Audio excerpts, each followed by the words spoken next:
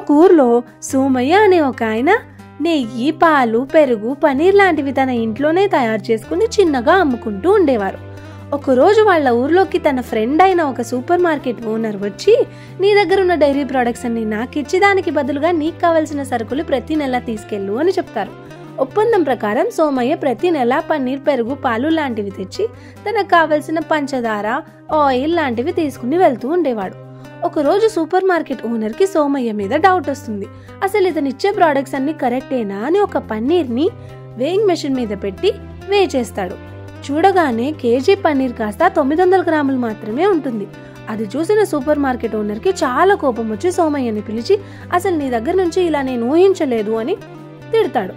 దానికి సోమయ్య, అయ్యో నేను పల్లెటూరులో ఉంటాను, నా దగ్గర ఇలాంటి ఎలక్ట్రిక్ మిషన్లు లేవు, నేను తక్కెడలో ఒకవైపు మీరిచ్చిన పంచదార పెట్టి ఇంకొక వైపు నా పన్నీర్, పెరుగు పెట్టి వేయి చేసి అలాగే కొలిచి మీకు ఇస్తున్నాను అని చెప్తాడు.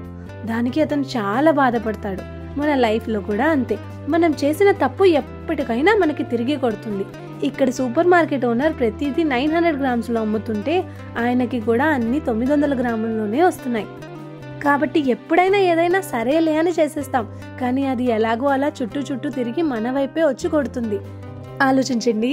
కథ మీకు నచ్చితే ఫాలో చేయండి. జాగ్రత్త.